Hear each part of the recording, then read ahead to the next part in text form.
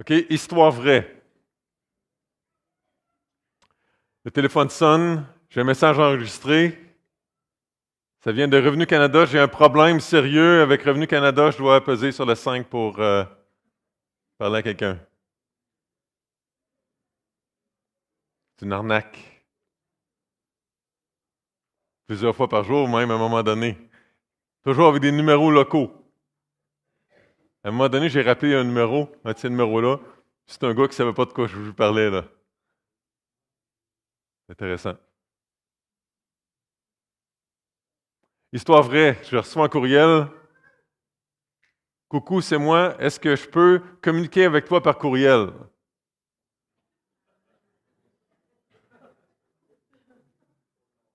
Trop tard, oui, c'est ça. OK, oui, vas-y. Je suis en France. J'ai des problèmes. Je ne veux pas inquiéter mes enfants. Est-ce que tu peux m'aider? Arnaque.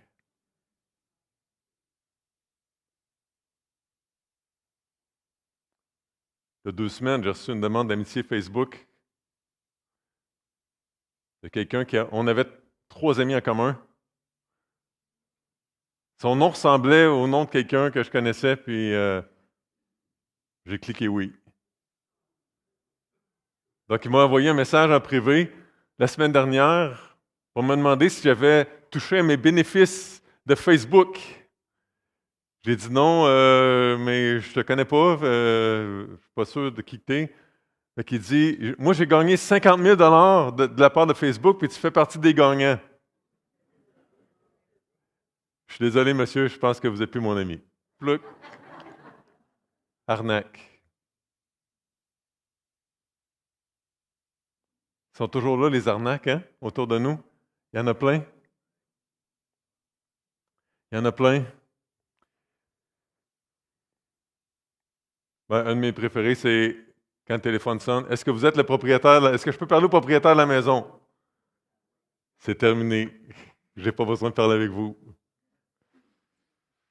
C'est pas nécessairement une arnaque, là, mais j'ai retiré mon numéro. Vous n'êtes pas supposé m'appeler. Vous n'êtes pas supposé faire de télémarketing. Histoire vraie, je reçois un texto pour me dire que ma commande d'Amazon, il y a un problème avec la commande que j'ai faite sur Amazon, donc je dois contacter. Non, moi, je n'en ai pas fait de commande. C'est arrivé encore la semaine dernière, là. Il y a un problème avec la livraison. Là. Cliquez là-dessus. La livraison de quoi, là?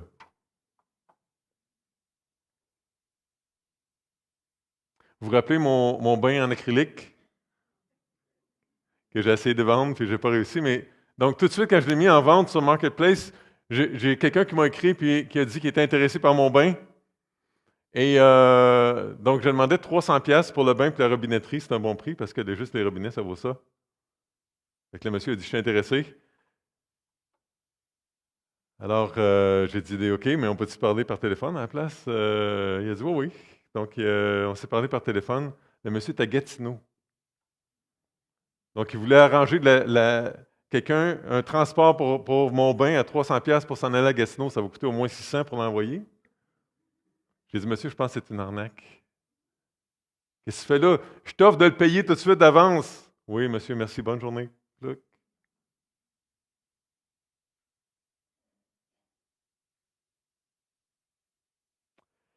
Histoire vraie, une maman reçoit un appel. C'est sa fille. Une voix d'homme au bout du fil qui dit, j'ai enlevé votre fille et je vous demande une rançon de 1 million de dollars. Et là, la voix de sa fille qui crie, maman, aide-moi, fais quelque chose, tout ça. Quand la maman a appelé sa fille est en train de faire du ski comme elle avait dit qu'elle ferait. Avec l'intelligence artificielle, maintenant, on peut déformer la voix, puis les images, puis tout ça. Là. On n'a pas idée de qu'est-ce qu'on va voir comme arnaque. Là. On n'a pas idée. Merci, intelligence artificielle. J'ai pas besoin de continuer, hein? Ça, c'est juste Silvio, là, multiplier ça. Là. La plupart de ces choses-là me sont arrivées plusieurs fois. Vous autres aussi. On doit être toujours vigilant parce qu'on est entouré de pièges. Et pourquoi est-ce qu'il y a toujours des pièges comme ça? Pourquoi est-ce que ça continue? Parce qu'il y a des gens qui tombent dans le piège. Puis parce que les gens qui tentent des pièges tirent des bénéfices de ça. Pour chaque personne qui dit non, il y a, pour chaque, je ne sais pas, là, il y en a peut-être 200 qui disent non, puis il y en a peut-être un qui dit oui. Là. C'est quand même pas pire. On est dans l'épître de Paul aux Colossiens. Puis on arrive au cœur du message. Donc, je suis intimidé par la prédication d'aujourd'hui parce que c'est la plus importante. En tout cas, c'est le message le plus important de Paul. C'est là où il veut en venir avec sa lettre aux Colossiens. Et tout ce qu'on va voir par la suite dans sa lettre, c'est des applications.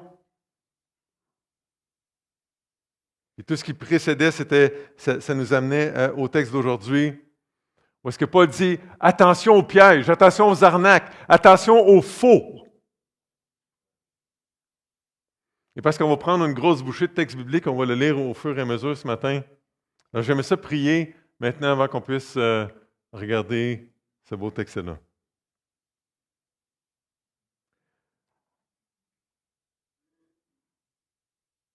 Seigneur, on doit confesser ce matin qu'on est des brebis stupides et qu'on a besoin d'un bon berger comme toi pour nous protéger. On a besoin de ta protection, Seigneur. On n'est pas assez sage pour éviter tous les pièges. Et une manière dont tu nous aides à les éviter, c'est en nous avertissant par les Écritures. C'est en nous présentant la vérité dans les Écritures. Et ce qu'on va voir ce matin, c'est qu'on a tout en Christ et qu'on n'a pas besoin de rien d'autre. On a ce qu'il y a de plus précieux, on n'a pas besoin de ce qui est cheap. Alors, Seigneur, veux-tu nous donner la sagesse de nous attacher à Christ et que le texte de ce matin qu'on va placer devant nos yeux soit utile pour nous protéger. Et non seulement pour nous protéger du mensonge, mais pour nous aider à jouir de notre relation avec Christ, de notre relation avec toi, s'il te plaît. Au nom de Jésus. Amen. Donc, on est dans Colossiens 2. Paul dit attention au piège. Et juste très rapidement, regardez au verset 4, donc Colossiens 2, au verset 4, avant qu'on lise le texte. Je dis cela afin que personne ne vous trompe par des discours séduisants. Verset 8. Prenez garde que personne ne fasse de vous sa proie, sa victime, par la philosophie, par une vaine tromperie, etc. On va voir ça tantôt. Verset 16. Que personne donc ne vous juge au sujet du manger ou du boire, ou etc. Et verset 18. Que personne, sous une apparence d'humilité par un culte des anges, ne vous ravisse à son gré le prix de la course. On va voir ça tantôt aussi. Donc, dans ma Bible, je ne sais pas dans la vôtre, il y a 3 paragraphes.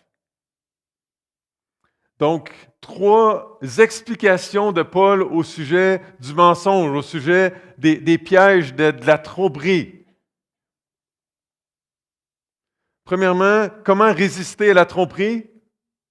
Premier paragraphe. Deuxième paragraphe, à quoi ressemble la tromperie, puis à quoi ressemble la vérité? Parce que on va discerner le mensonge juste en connaissant bien la vérité. Et troisièmement, des exemples de tromperie. Alors, on commence tout de suite. Donc, comment résister à la tromperie? Au verset 4, « Je dis cela afin que personne ne vous trompe par des discours séduisants. » Je dis cela. Ça, c'est ce qui vient avant. Donc, tout ce qu'on a vu jusqu'à maintenant, sans doute, au moins le fait que Paul, au verset 3, verset 2 et 3, Paul est en train de dire « J'ai travaillé fort, les Colossiens, pour vous autres. J'ai travaillé fort pour votre consolation. J'ai travaillé fort pour que vous puissiez être unis dans l'amour, puis que vous puissiez, troisièmement, avoir cette connaissance-là de Christ, que vous puissiez vraiment le connaître de manière pratique, concrète. Donc, ayant dit ça,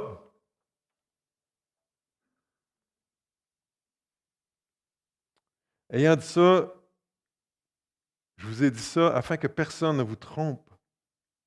En fait, au verset 3, Paul vient de dire que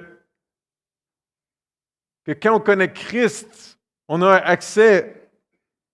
Christ, c'est un mystère dans lequel sont cachés tous les trésors de la sagesse et de la connaissance. Et si quelqu'un vous en présente d'autres, vous n'avez pas besoin. Vous l'avez déjà parce que vous avez Christ. Donc, ayant dit ça, je dis cela afin que personne ne vous trompe par des discours séduisants.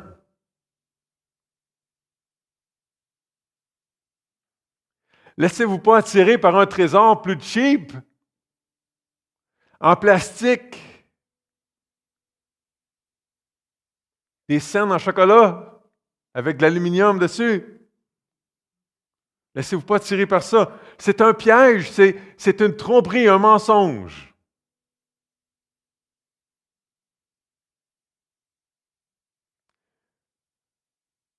Versets 1 à 4. Je répète, je veux en effet que vous sachiez combien est grand le combat que je soutiens pour vous et pour ceux qui sont allés au et pour tous ceux qui n'ont pas vu mon visage, afin qu'ils aient le cœur rempli de consolation, qu'ils soient unis dans l'amour et enrichis d'une pleine intelligence pour connaître le mystère de Dieu, qui est plus mystérieux, qui n'est pas mystérieux, qui était caché, mais qui est révélé maintenant, le mystère de Dieu, savoir Christ, mystère dans lequel sont cachés tous les trésors de la sagesse et de la connaissance. Je dis cela afin que personne ne vous trompe par des discours séduisants. Comment résister à la tromperie, au mensonge? Ce que Paul a dit depuis le début, c'est crois dans l'Évangile. Jouis de l'Évangile, laisse l'Évangile te faire grandir, puis porte les fruits de l'Évangile. Laisse l'Évangile porter du fruit dans ta vie. Marche avec Christ, persévère. Sois patient à travers les épreuves. Assois ta foi sur du solide, sur qu'est-ce qui est vrai. Rends grâce au Père pour ce qu'il a fait. Place tes yeux sur le Seigneur Jésus, sur Christ, sur ce qu'il est.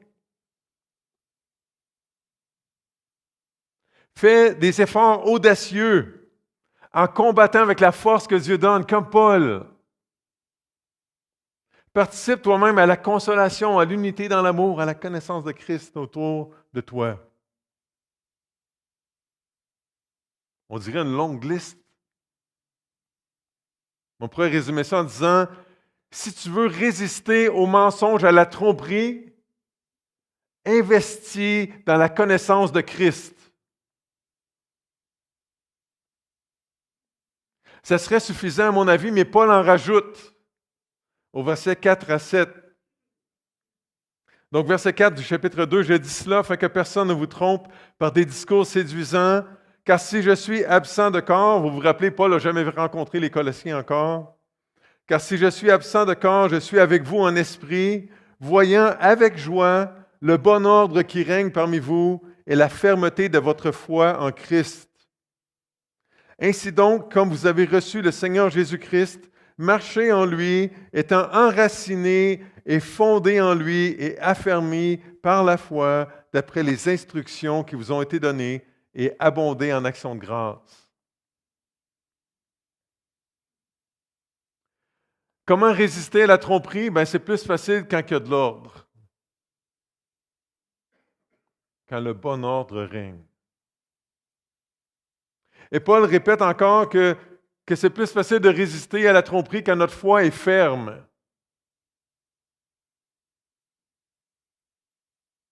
On résiste à la tromperie en recevant le Seigneur Jésus. Au début de son évangile, l'apôtre Jean a écrit que la lumière était venue dans le monde, qu'elle avait été rejetée, mais à tous ceux qui l'ont reçue, à ceux qui croient en son nom, elle a donné le pouvoir de devenir enfants de Dieu. Jean 1, verset 12. Donc, on résiste à la tromperie en recevant le Seigneur Jésus, en marchant en lui. Ça veut dire que quand on marche, on est dans le Seigneur Jésus. Jésus a dit qu'il était le chemin, ça veut dire qu'on marche en contact avec Jésus. Ça nous aide à résister aux mensonges, aux pièges. On résiste à la tromperie en étant enraciné, fondé en lui, affermi par la foi d'après les instructions qui nous ont été données. Le contact avec Jésus, on laisse pousser nos racines dans Jésus. On ne s'enracine pas, on ne se colle pas à d'autres choses qu'à Jésus. On construit notre vie sur lui. On assoit bien notre vie sur le Seigneur Jésus. En affermissant non pas nos corps, mais nos âmes. Par la foi, par la confiance en Jésus. En construisant notre vie sur le roc. Jésus a dit que de construire notre vie sur le roc, ce n'est pas seulement d'écouter ce qu'il dit, c'est de le faire, de le mettre en pratique.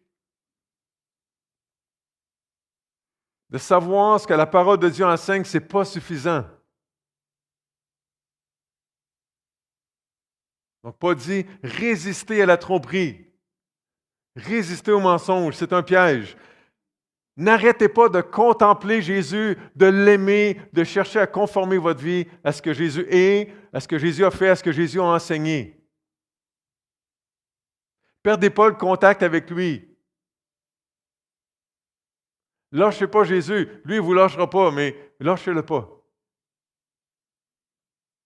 Persévérez dans une relation avec lui, dans l'obéissance. Résistez à tout ce qui vous attire loin de Jésus. Résistez à tout ce qui voudrait se glisser entre Jésus et vous. C'est un piège. Vous avez déjà le meilleur, n'acceptez pas le cheap et le faux. Comment résister à la tromperie? Deuxième explication au sujet des pièges. À quoi ressemble la tromperie? À quoi ressemble le vrai, la vérité?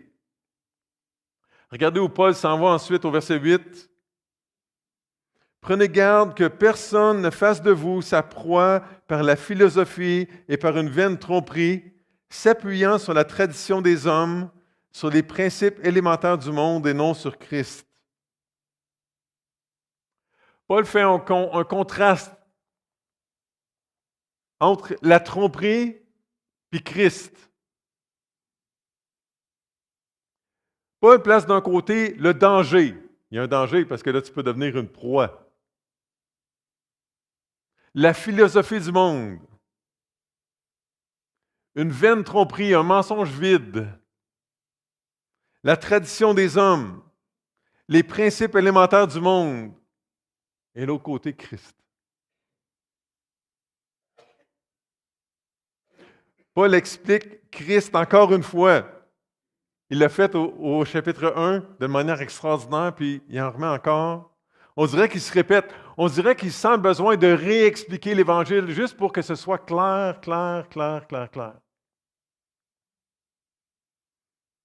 Les versets 9 à 15, donc il parle de Christ, car en lui habite corporellement toute la plénitude de la divinité. On pense à plénitude, on pense au mot plein. Car en lui habite corporellement toute la plénitude de la divinité. Vous avez tout pleinement en lui, qui est le chef de toute domination, de toute autorité. C'est en lui que vous avez été circoncis d'une circoncision que la main n'a pas faite, mais de la circoncision de Christ qui consiste dans le dépouillement du corps de la chair. Ayant été ensevelis avec lui par le baptême, vous êtes aussi ressuscités en lui et avec lui par la foi en la puissance de Dieu qui l'a ressuscité des morts. Vous qui étiez morts par vos offenses et par l'incirconcision de votre chair, il vous a rendus à la vie avec lui en nous faisant grâce pour toutes nos offenses. Il a effacé l'acte dont les ordonnances nous condamnaient et qui subsistait contre nous, et il l'a éliminé en le clouant à la croix. Il a dépouillé les dénominations et les autorités, les dominations et les autorités, et les a livrées publiquement en spectacle en triomphant d'elles par la croix. Parlons un petit peu de Christ avant de revenir à la tromperie, au mensonge. Verset 9, car en lui habite corporellement toute la plénitude de la divinité. On a déjà parlé de ça. Jésus est plein de Dieu. En fait, ce verset-là dit aussi que d'une manière que je ne prétends pas comprendre, tout Dieu est dans Jésus. Je ne comprends pas ça complètement, là. Je suis à l'aise que Dieu me dépasse. Verset 10. Vous avez tout pleinement en lui, qui est le chef de toute domination et de toute autorité. Vous savez qu'est-ce que ça veut dire, le mot tout? Ça veut dire tout. Pensez à ça, là. Vous avez tout pleinement en lui. Si vous avez Jésus ce matin, vous avez tout ce dont vous avez besoin. Tout, ça veut dire tout.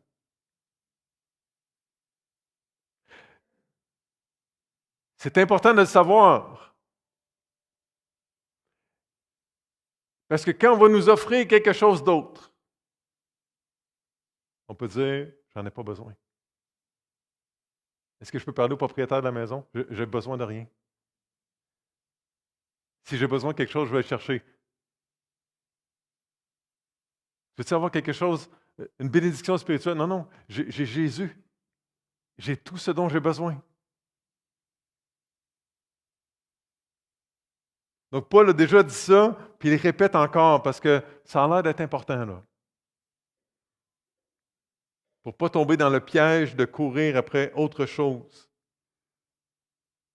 Au verset 11, c'est en lui, en Jésus, que vous avez été circoncis d'une circoncision que la main n'a pas faite, mais de la circoncision de Christ qui consiste dans le dépouillement du corps de la chair.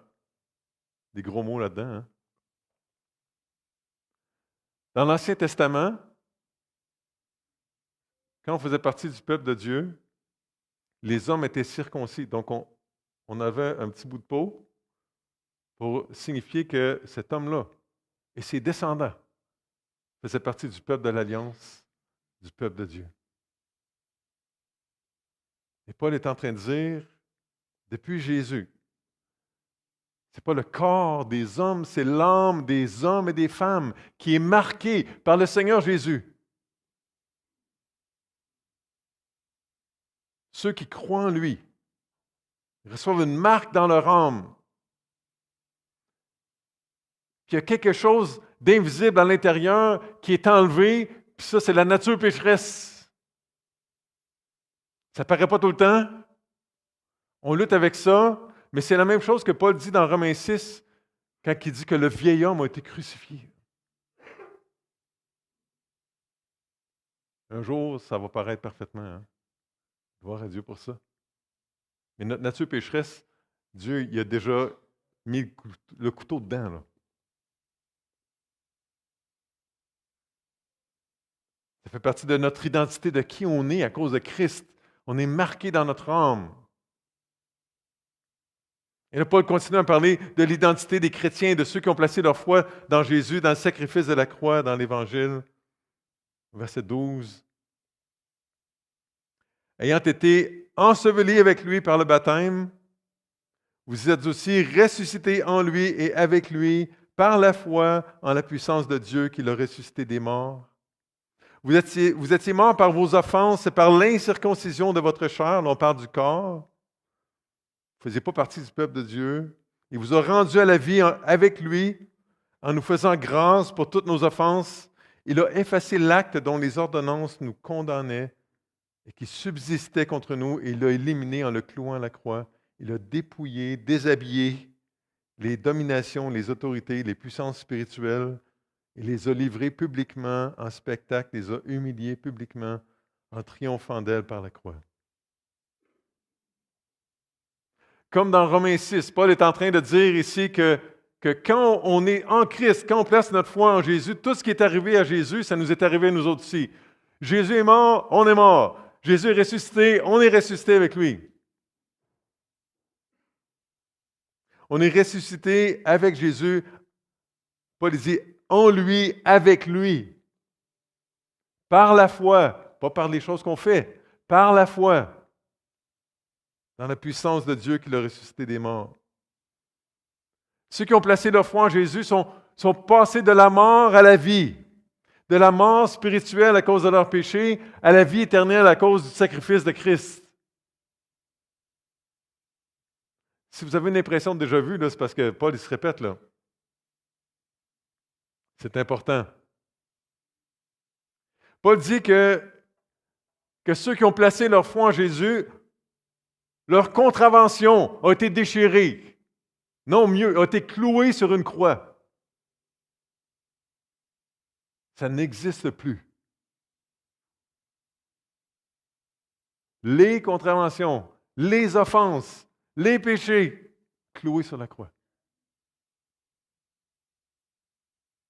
Et c'est important de s'en rappeler parce que là, quand quelqu'un va nous proposer de faire quelque chose pour comme atténuer nos péchés ou pour tout ça, les miens sont éliminés déjà. Tu n'as rien à m'offrir. Tu n'as plus rien à laver. Il y a juste Jésus qui lave ça de toute façon. Ceux qui ont placé leur confiance en Jésus ont vu leurs puissants ennemis spirituels se faire déshabiller puis humilier publiquement. Se faire humilier parce que Jésus a montré la puissance, la grande puissance de Dieu sur eux autres. La victoire de la croix. Et là, la meilleure question que je peux vous poser à ce point-ci, c'est qu'est-ce que vous voulez de plus que ça? Qu'est-ce que vous voulez de plus que ça? Quoi d'autre est plus tentant que ça? C'est ça un peu que Paul, là où Paul veut en venir. Il veut faire ressortir la beauté de ce qu'ils ont déjà. De quoi d'autre est-ce que vous avez besoin? Vous avez tout ça parce que vous avez Jésus. Mais attention au piège. Attention au piège. Verset 8. Prenez garde que personne ne fasse de vous sa proie par la philosophie et par une vaine tromperie, s'appuyant sur la tradition des hommes, sur les principes élémentaires du monde et non sur Christ. De prendre garde, ça veut dire de se préparer. Ça veut dire d'apprendre à connaître un danger pour pouvoir s'en protéger. C'est un avertissement. Puis vous savez qu'est-ce qui se passe avec les avertissements? C'est utile juste si on en tient compte. Moi, je donne plusieurs conseils. Moi, je ne suis pas le Seigneur, là. Mes conseils ne sont pas tous dans le mille. J'aide des gens à acheter des voitures. Je fais ça. C'est pas que je suis très bon là-dedans. Mon père est mécanicien. Tu es mécanicien, ça ne change rien pour moi. Là, ça ne me rend pas compétent. Je demande conseil. Mais je sais une chose, par exemple. C'est que ce n'est pas une bonne décision d'acheter une voiture et de la payer sur 5, 6 ans, 7 ans maintenant. C'est pas une bonne décision, là. Fait que le conseil que je donne, là, c'est gratuit ce matin. Le conseil que je donne, c'est achète-toi une voiture que tu es capable de payer là, tout de suite ou en quelques mois, puis après ça, ramasse ton argent pour ton prochain char. En fait, j'étais content parce qu'il y avait un article sur les finances là 2-3 semaines, puis 5 erreurs financières de la classe moyenne. Une de ces 5 erreurs-là, c'était de prendre un prêt sur une voiture. Ah! Une autorité qui m'appuie. OK, les gens qui ne suivent pas mon conseil, ben, gèrent les conséquences, puis il y a eu des pleurs et des grincements dedans. Là. Mais là, c'est la parole de Dieu, frères et sœurs. Là. C'est Paul qui écrit ça, inspiré par le Saint-Esprit. C'est encore plus sérieux comme avertissement qu'un avertissement qui vient de Silvio. Là. Parce que Silvio n'est pas toujours dans le mille. Là. Mais prenez garde, il y a un réel danger. Un réel danger dans ce qui suit. Donc, Paul dit, prenez garde que personne ne fasse de vous sa proie, que personne fasse de vous sa victime, que personne ne vous prenne au piège, que personne ne vous emprisonne dans une patente, là. Hein, il y en a qui sont bien emprisonnés là, dans leurs pensées, là. Que personne ne prenne le contrôle sur vous. Que personne ne fasse de vous son esclave, son disciple spirituel. Jésus a dit, on ne peut pas servir 2 maîtres. On ne peut pas être le disciple de 2 maîtres. Faites attention que personne ne vous détourne de la vérité. C'est un grand piège.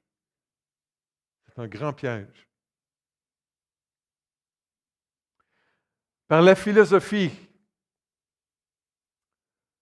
Et sérieusement, moi, retournons au cégep, j'aimerais ça des cours de philosophie, là. Je parlais avec un de nos jeunes étudiants là, qui est au cégep, là, puis je trouve ça intéressant. Moi, je trouve ça intéressant. La philosophie, c'est l'amour de la sagesse. On réfléchit sur la sagesse. C'est parfait. C'est pas mal la philosophie. Paul est en train de parler de l'amour de la sagesse sans Christ. Ça, c'est dangereux.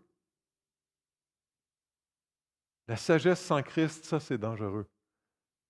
C'est pas sage. C'est pas sage. Un système de pensée qui ne s'appuie pas sur Christ.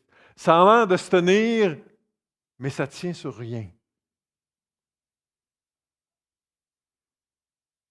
Que personne ne fasse de vous sa proie par la philosophie, par une vaine tromperie, par un mensonge vide, une illusion vide. Il me semble que dernièrement, je parle beaucoup de bandes dessinées avec les gens, là, ceux qui lisent des bandes dessinées, là, hein, quand les gars sont dans le désert, Tintin là, est dans le désert, ou là, ils ont soif, puis là, un oasis. Là, ils se dépêchent, puis ils arrivent, puis il n'y a rien. C'est ça. Une image vide, un mensonge vide, une illusion vide qui ne peut rien faire pour notre soif. Jude va parler de ceux qui enseignent le mensonge comme étant des fontaines sans eau. S'appuyant sur la tradition des hommes, puis Paul n'était pas contre les traditions des hommes. Même à un moment donné, il va dire « Ah, ça, c'est pas correct parce que ça ne suit pas la tradition. » là. J'ai manqué de temps pour juste vous sortir la référence pour bien appuyer ça. Mais Paul ici, il parle de ce qui s'oppose à Christ. Il parle des systèmes de pensée humains qui s'opposent à Christ. Des longues traditions de sagesse qui n'ont pas rapport avec Christ. Sur les principes élémentaires du monde. Et là, il y a 2 grandes manières de comprendre qu'est-ce que ça veut dire. Soit les principes spirituels qui sont basés sur les choses matérielles. On observe la nature, puis là, on se fait une grosse patente spirituelle en observant la nature. Et en 2023, c'est pas mal populaire, là, non? Ou certains pensent que les principes élémentaires, ça pourrait être les esprits mauvais du monde, les démons. Ça ne change rien. Est-ce que Paul est en train de dire, méfiez-vous? Méfiez-vous des pièges. Que personne vous prenne au piège par une sagesse, par une grosse menterie vide, en se basant sur des traditions humaines, sur des principes très matériels et ou maléfiques, plutôt que sur Christ. Parce que Christ est tout. Christ est assez. Si on vous propose quelque chose qui n'a rien à voir avec Christ, c'est mauvais pour vous, c'est mauvais pour votre âme. C'est mauvais pour votre couple. C'est mauvais pour votre famille. C'est mauvais pour votre église, pour votre entourage, votre voisinage, votre ville. C'est mauvais pour vos enfants. C'est mauvais pour votre avenir de construire sans Christ. C'est mauvais pour votre présent. C'est mauvais pour votre bonheur que vous cherchez au mauvais endroit. C'est mauvais pour votre réussite. C'est mauvais pour vos finances. Prenez garde que personne ne fasse de vous sa proie par la philosophie et par une vaine tromperie, s'appuyant sur la tradition des hommes, sur les principes élémentaires du monde et non sur Christ. Et là, Paul va donner des exemples concrets. Au verset 16 à 23, probablement qu'il faisait référence à une personne ou à une gang de personnes que les Colossiens connaissaient. Donc, troisième explication au sujet des pièges, des exemples de tromperie.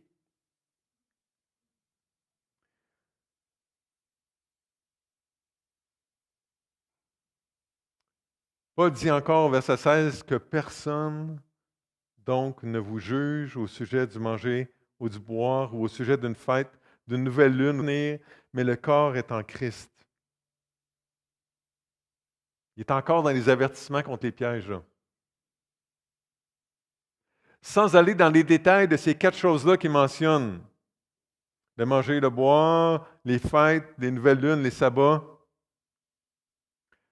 Paul faisait référence à des règles, à la loi juive, à des pratiques. Il dit ça, c'était l'ombre des choses à venir. C'est quoi les choses à venir? Bien, c'était Christ qui s'en venait.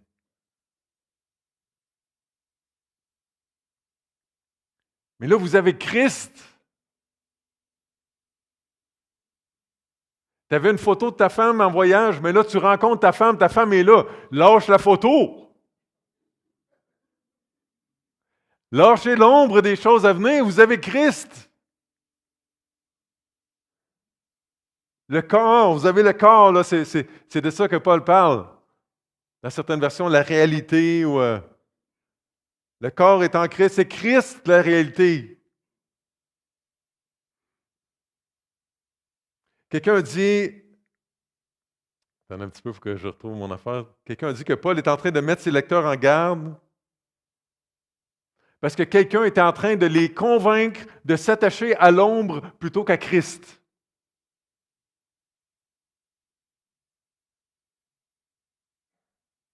Il semble qu'il y a des gens à Colosse qui étaient là, qui surveillaient les chrétiens, puis là, qui étaient en train d'évaluer leur vie chrétienne à la lumière des règles de l'Ancien Testament. Si tu es un vrai chrétien, tu ne manges pas de porc. Il va y avoir du monde qui disait des affaires de même, là. Si tu es un vrai chrétien, tu vas faire circoncire tes garçons. Peut-être qu'il y en avait qui avaient entendu parler de ce que les apôtres enseignaient maintenant, puis qui disaient, si tu es un vrai chrétien, tu manges du porc.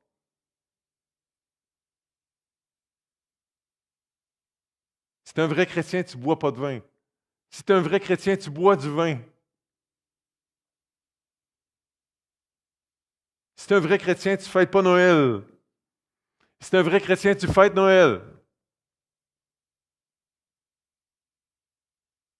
Si tu es un vrai chrétien, tu ne travailles pas dimanche. Il y a plusieurs années, si tu étais un vrai chrétien, tu n'allais pas au cinéma, tu ne jouais pas aux cartes.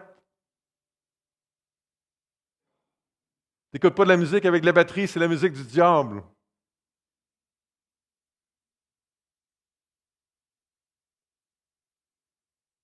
Paul est en train de dire, attention de ne pas réduire la vie chrétienne à des choses à faire puis des choses à ne pas faire. Si vous voulez résumer la vie chrétienne, résumez ça à Christ, pas une liste de choses à faire puis à ne pas faire. La vie chrétienne repose sur ce que Christ a fait, pas sur ce que nous autres on fait. Les actions sont très importantes. Paul va en parler dans les 2 prochains chapitres. Mais nos actions ne sont pas là pour nous faire gagner un trésor. On a déjà le trésor, on a déjà Christ, vous comprenez. Dans Romains 8.1, Paul dit qu'il n'y a plus de condamnation pour ceux qui sont en Jésus-Christ. Dans Galates, Paul dit à ses lecteurs que Christ les a libérés, puis que là, il y a quelqu'un qui voulait les contrôler, puis les rendre esclaves encore. Un peu le même message qu'ici. Verset 18. Que personne, sous une apparence d'humilité et par un culte des anges, ne vous ravisse à son gré le prix de la course, tandis qu'il s'abandonne à ses visions. Il est enflé d'un vain orgueil par ses pensées charnelles, sans s'attacher au chef, dont tout le corps assisté et solidement assemblé par des jointures et des liens tire l'accroissement que Dieu donne.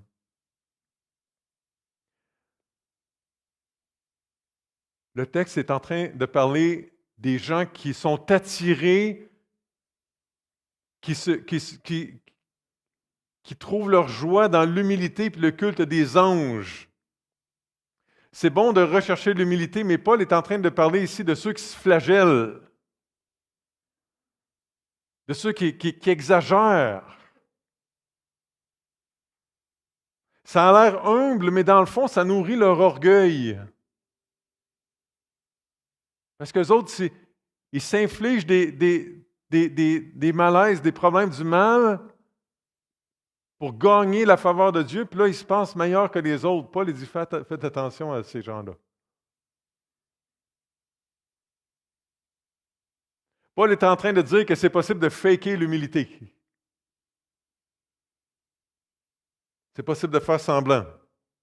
J'ai entendu quelqu'un, je pensais à ça dans ma préparation, des paroles qui me sont revenues. Quelqu'un avait dit à un moment donné que les gens qui parlent beaucoup sont peut-être en train de démontrer leur orgueil. Les gens qui ne parlent pas beaucoup sont peut-être en train de démontrer leur orgueil. C'est intéressant. On ne peut pas se fier aux apparences.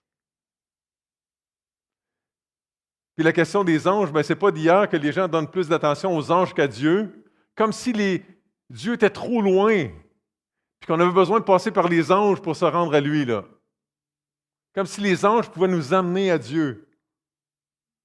Alors que la parole de Dieu dit que les anges, c'est des messagers de Dieu, qui sont au service de Dieu pour notre profit à nous. Pour nous servir. Bien, servir Dieu, là, vous comprenez, ils ne sont pas à notre service, là. Juste pour être sûr qu'on se comprend bien.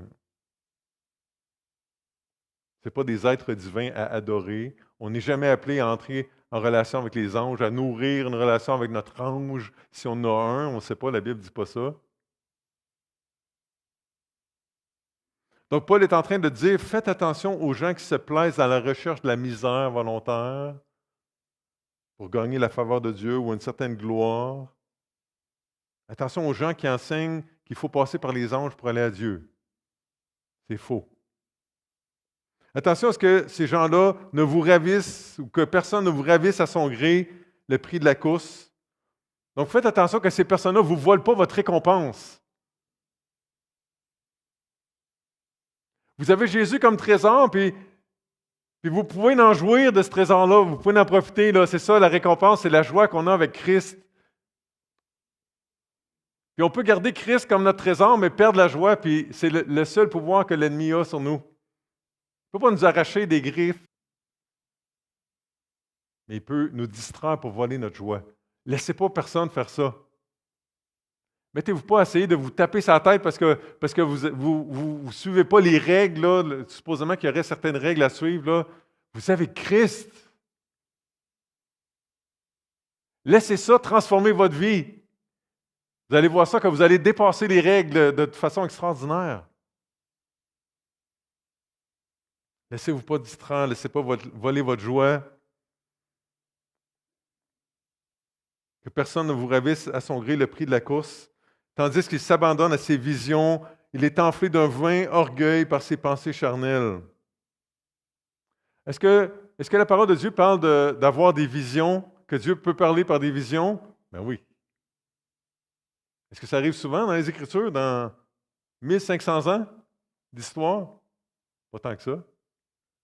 Est-ce que ça semble être le moyen préféré que Dieu utilise pour se révéler, pour rentrer en communication avec ses enfants? Non. On a sa parole. On a tout en Christ. On n'a pas besoin de plus que ça. Puis habituellement, les visions vont dans une autre direction que les Écritures. Hein? Donc, si c'est ça, pensez pas que Si Dieu donne une vision, ça devrait aller dans le même sens que ce que Dieu dit. En fait, hier, pendant la retraite de prière, je lisais dans l'Ecclésiaste qui disait quelque chose comme ceci, c'est que un haut niveau d'activité produit un haut niveau de vision. C'est intéressant.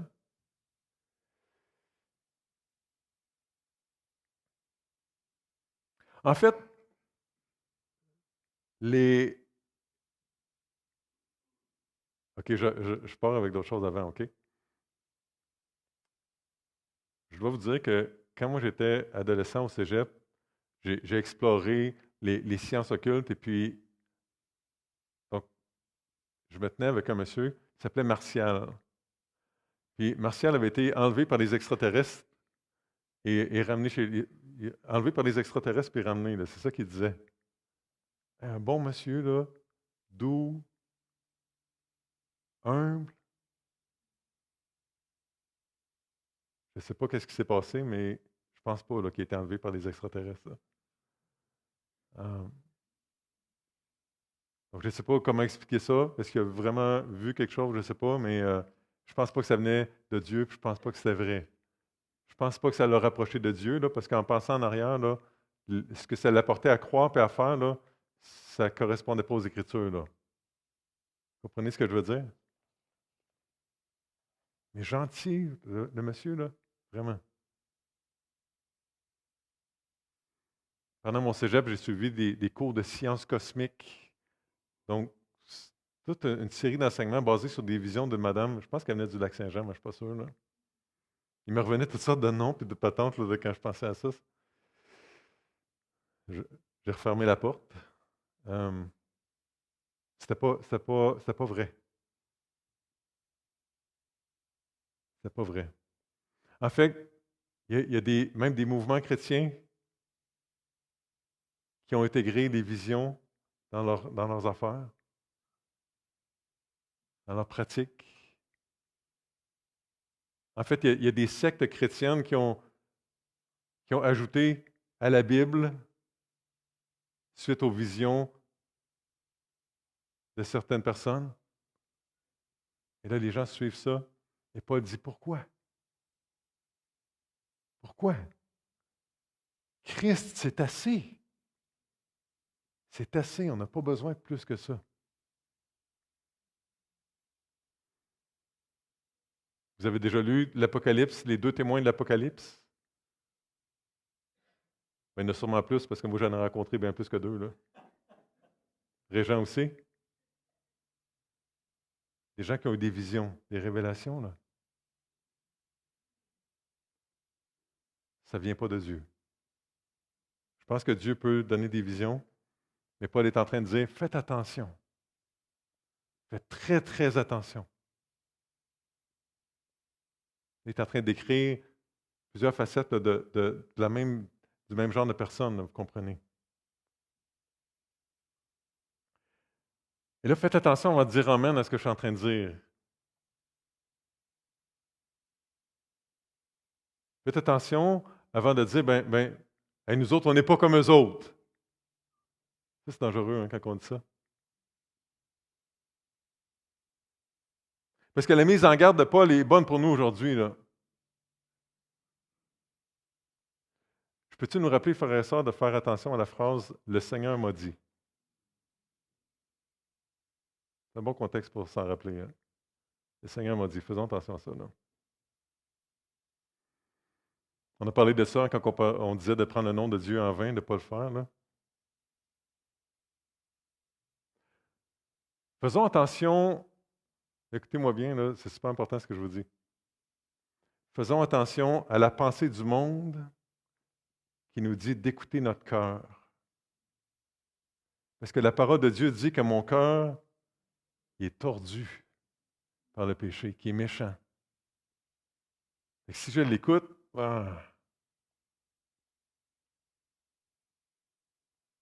attention au piège.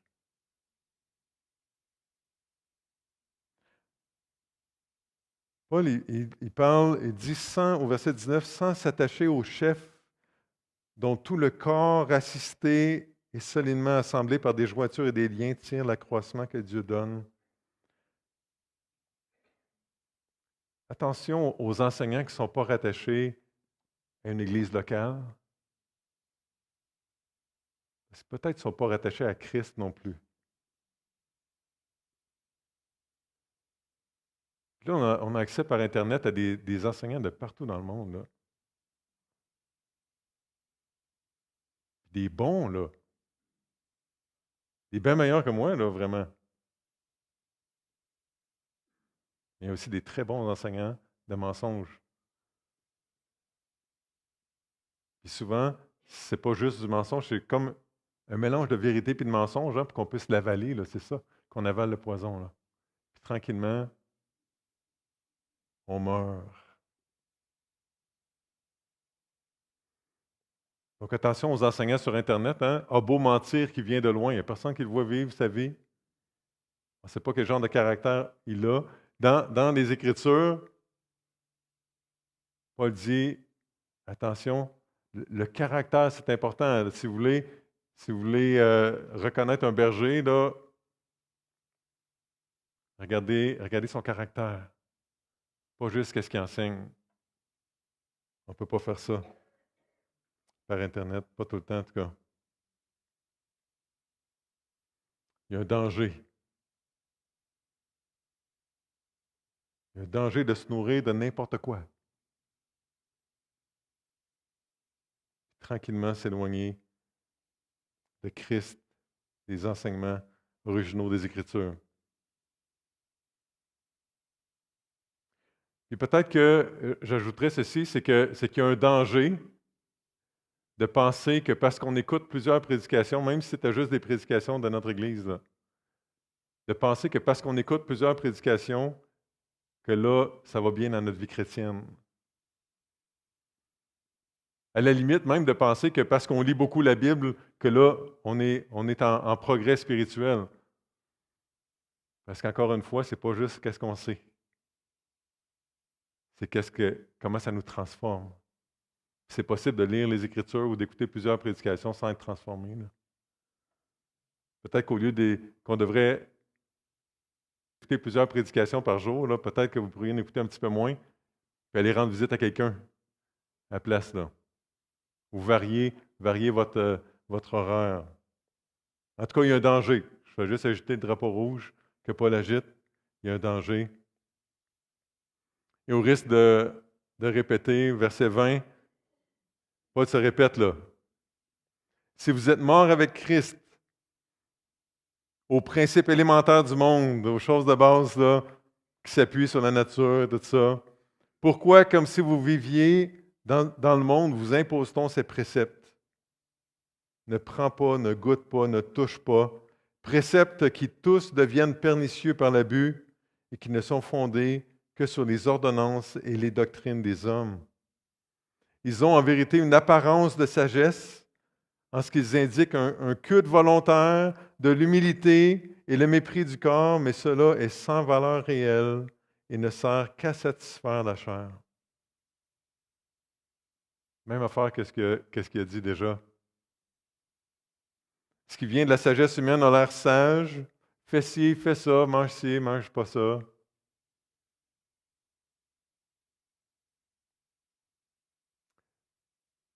Si ce n'est pas appuyé sur les Écritures, si ce n'est pas Christ le centre, c'est dangereux. C'est un piège. Ça peut avoir l'air très sage de traiter durement notre corps, et les Écritures disent certainement ça, mais il y a un équilibre en quelque part, et on peut le faire pour les mauvaises raisons. Hein? Ça peut être juste un autre visage de l'orgueil. Vous vous rappelez, je vous avais déjà raconté l'histoire de la petite fille. Son père, il avait acheté un collier en perles. Vous vous rappelez de cette histoire-là? Et là, à chaque soir, son père allait la voir, puis en l'embrassant pour la coucher, il disait, est-ce que tu me donnes ton beau collier de perles? Et là, elle disait non. Elle avait de la peine à chaque fois parce qu'elle disait non à son père, puis à un moment donné, elle a dit, OK, papa, prends-le, puis elle donne son collier de plastique, avec ses perles de plastique à son père, puis là, son père, il donne un collier de perles, des vraies perles. Hein? Elle avait lâché le faux pour prendre le vrai. Ça, c'est l'histoire, c'est la fin de l'histoire, mais imaginez que quelqu'un essaie de convaincre la petite fille de reprendre des perles en plastique. Hein? Faites pas ça, là. C'est ça que Paul dit. Vous avez le meilleur, le plus précieux parce que vous avez Christ. Laissez pas partir ça. Il ne partira pas, là. C'est pas possible de partir, de laisser Christ partir. Il s'en ira pas, là. Mais continuez d'aimer Christ. Laissez pas rentrer rien d'autre. Personne d'autre. C'est dangereux. C'est dangereux. Vous avez le meilleur déjà. On va prier.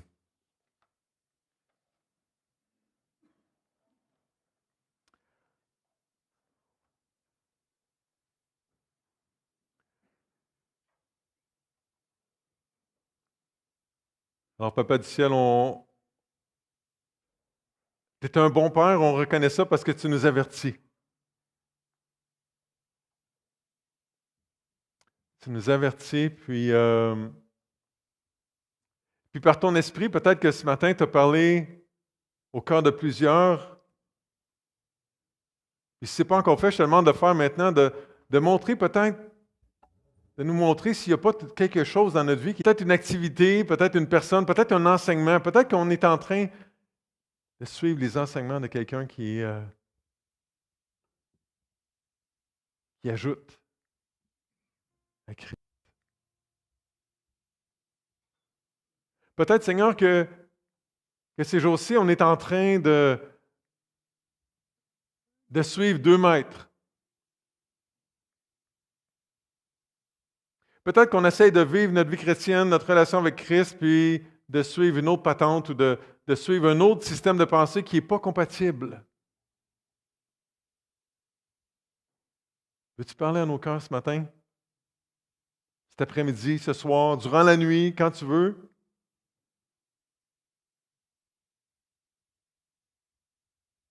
Est-ce qu'on a besoin de toi comme notre berger?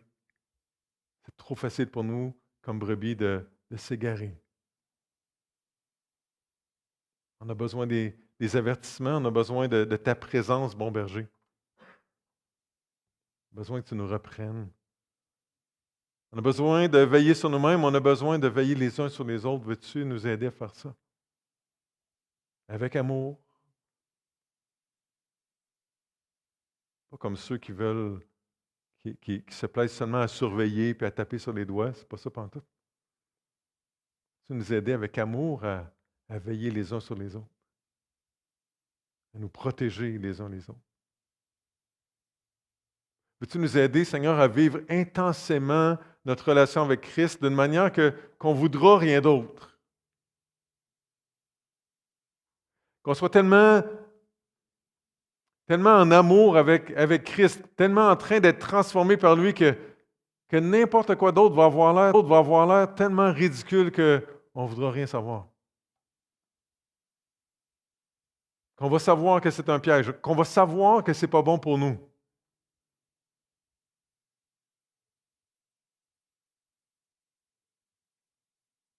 À chaque jour, on reçoit des conseils qui sont contraires aux Écritures. On lit des choses, on entend des choses aux nouvelles ou dans les publicités. Seigneur, on ne peut pas être complètement à l'abri de tout ça. Il faudrait vivre tout seul dans une petite cabane dans le bois, mais c'est vraiment pas ça que tu nous appelles à faire. Alors, permets-nous d'être en amour avec Christ, de développer notre système immunitaire et spirituel pour combattre les mensonges, protéger nos proches. Je t'en prie, au nom du Seigneur Jésus, ton Fils. Amen.